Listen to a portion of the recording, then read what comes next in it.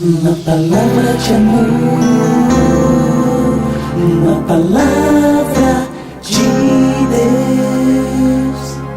Olá, queridos irmãos, prezados amigos. Mais uma vez estamos aqui para os nossos devocionais diários. Hoje, uma data muito especial, véspera daquilo que chamamos de Páscoa, o sábado que alguns chamam de sábado de Aleluia, né? Então nós, depois da sexta-feira da Paixão, a sexta-feira aonde o nosso Redentor foi levado a julgamento, crucificado, morto, e com certeza nós recordamos dessa data com grande alegria, porque na verdade esta é uma morte que traz vida. É muito interessante nós pensarmos sobre a morte de Cristo num tempo como este agora que estamos vivendo e pensando nesta data tão especial que anualmente nós recordamos, anualmente nós relembramos, anualmente nós falamos, né, deste evento que aconteceu há 2000 anos atrás, mas que os efeitos dele são por toda a eternidade. É muito interessante pensar que o profeta Isaías já havia profetizado sobre a morte de Jesus Cristo. Ele já havia falado sobre esta morte sacrificial do Cordeiro de Deus que traria vida ao mundo. É também muito interessante que as pessoas dizem normalmente: ele morreu por você, ele fez isso por você. Em última análise, podemos dizer que os resultados da morte de Cristo nos atingem naturalmente. Mas, na verdade, Cristo morreu para satisfazer a ira de Deus, porque essa ira pesava sobre nós. Esta ira era contra a humanidade perdida. Esta ira era contra os filhos da desobediência. Como Paulo fala lá em Efésios, capítulo 2, que nós éramos filhos da ira, como também os demais. Ou seja, estávamos debaixo da ira de Deus, como diz João 3,36. Todo aquele que permanece negando ou rejeitando o Senhor, permanece debaixo da ira de Deus. E Cristo morreu justamente para satisfazer a ira de Deus que era contra nós. Esta ira de Deus, ou este julgamento de Deus que cairia sobre todos nós, ele era resultado da lei, pelo fato de nós não conseguirmos atingir a obediência da lei. E como resultado, então, receberíamos as consequências também desta lei. Mas Cristo, na sua morte, ele rasgou o escrito de dívida que constava, que era contra nós, e ele nos deu então uma nova vida, uma nova chance, por assim dizer, aonde em Cristo somos agora salvos. O profeta Isaías, lá no capítulo 53, talvez um dos textos mais lembrados nessa época, a partir, na verdade, do capítulo 52, o verso 13, ele vai dizer assim: eis que o meu servo procederá com prudência, será exaltado e elevado, e será muito sublime. Como muitos pasmaram à vista dele, pois o seu aspecto estava tão desfigurado, mais do que de outro qualquer, e a sua aparência mais do que a dos filhos dos homens, mais do que as dos outros filhos dos homens. Assim, causará admiração às nações, e os reis fecharam a sua boca por causa dele, porque verão aquilo que não lhes foi anunciado, e entenderão aquilo que não tinham ouvido. E o profeta continua no capítulo 53. Quem creu em nossa pregação? E a quem foi revelado o braço do Senhor? Pois, porque foi subindo como um renovo diante dele e como raiz de uma terra seca. Não tinha boa aparência nem formosura. Olhamos para ele, mas não havia nenhuma beleza que nos agradasse. Era desprezado e o mais rejeitado entre os homens, homem de dores e que sabe o que é padecer. E como um de quem os homens escondem o rosto, era desprezado, e dele não fizemos caso. Certamente, ele tomou sobre si as nossas enfermidades, e as nossas dores levou sobre si. E nós o considerávamos como aflito, ferido de Deus e oprimido. Mas ele foi traspassado por causa das nossas transgressões e esmagado por causa das nossas iniquidades.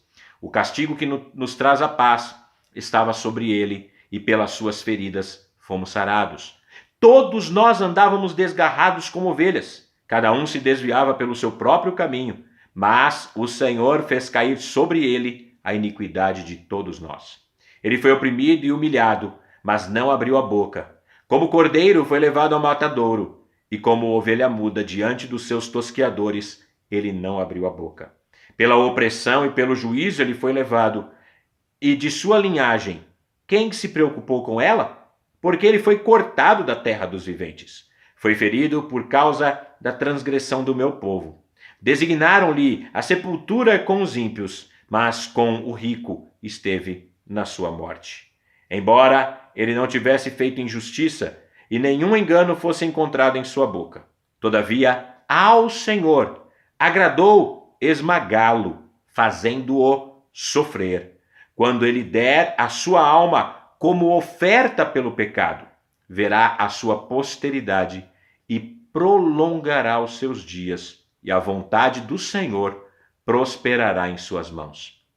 Ele verá o fruto do trabalho da sua alma e ficará satisfeito. O meu servo, o justo, com o seu conhecimento justificará a muitos, porque as iniquidades deles levará sobre si. Por isso eu lhe darei a sua parte com os grandes, e com os poderosos ele repartirá o despojo, pois derramou sua alma na morte e foi contado com os transgressores. Contudo, levou sobre si o pecado de muitos e pelos transgressores intercedeu. Podemos notar claramente neste texto o profeta falando de um servo sofredor, mas é um servo justo, um servo que veio para redimir, mas acima de tudo veio para apaziguar a ira de Deus. Um Deus que é contra o pecado, um Deus que é contra a injustiça, um Deus que condenaria todos aqueles que não conseguissem, de maneira alguma, cumprir a sua lei. E, de fato, nenhum homem consegue. E por causa da lei, ou aquilo que a lei demonstra, mostra-nos que estamos perdidos, sem condições de nos salvarmos. Romanos, capítulo 3, vai dizer que Jesus Cristo é a propiciação pelos nossos pecados. Ou seja, ele fez a paz com Deus. Ele, por causa da glória de Deus, porque Deus iria salvar o seu povo, porque Deus iria salvar o seu povo como um todo, os seus escolhidos, ele então enviou o seu filho para morrer pelo seu povo, para morrer por aqueles que seriam salvos. Ou seja, Cristo veio para trazer vida, mas para, na verdade, cumprir um propósito divino de salvar todos aqueles a quem o Pai escolheu na eternidade. Então, a ira de Deus que pesava sobre nós recaiu sobre Cristo. E é isso que nós lembramos nesta data. Não só o fato dele ter morrido, mas na verdade, no domingo, amanhã, vamos lembrar da sua ressurreição.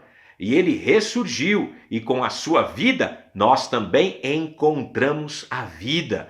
O Cristo veio para agradar a Deus. Ele veio para fazer a vontade do Pai. Naturalmente que na sua morte, ele estava ali também morrendo em lugar de transgressores, em lugar de pecadores. É óbvio, como eu disse no início, que os resultados dele satisfazer a ira de Deus, dele cumprir a vontade de Deus, recaem sobre nós, naturalmente. Mas o propósito principal não era para nós. O propósito principal era glorificar o Pai. E como é que Cristo glorifica o Pai? Salvando os eleitos de Deus. O que nós então podemos ver de uma maneira muito clara neste texto é que ele deu a sua vida e agradou ao Senhor a esmagá-lo, fazendo-o enfermar. Algo realmente doloroso. Agradou ao Senhor esmagá-lo. Por quê? Por causa do pecado. Porque o pecado nos afasta de Deus. Porque o pecado trouxe separação entre a humanidade e o mundo caído e o Criador deste mundo.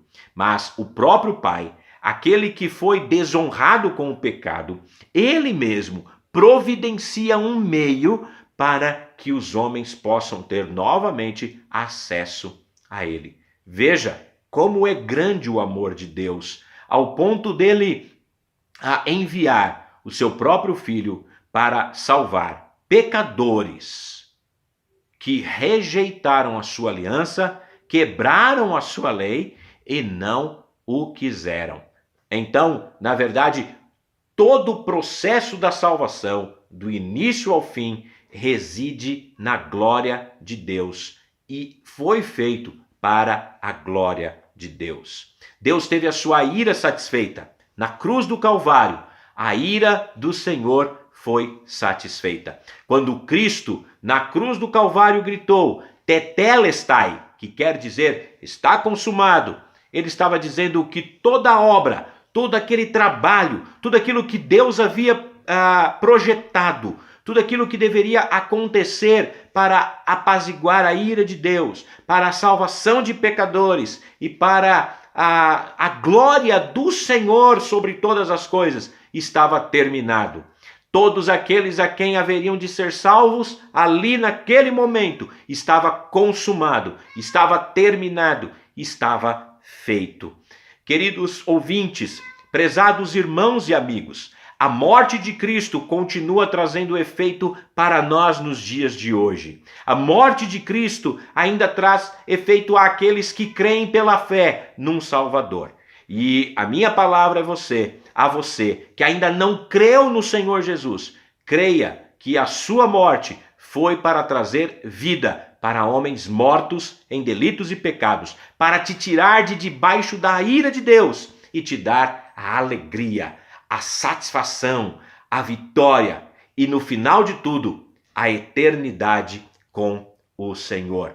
Amanhã continuaremos falando especificamente da ressurreição de Cristo, sua obra e seus efeitos sobre as nossas vidas. Que Deus te abençoe, um ótimo sábado e que você possa refletir na palavra de Deus, de modo que você venha a ser transformado por ela para a glória de Deus Pai. Que Deus te abençoe. Uma palavra de amor, uma palavra de Deus.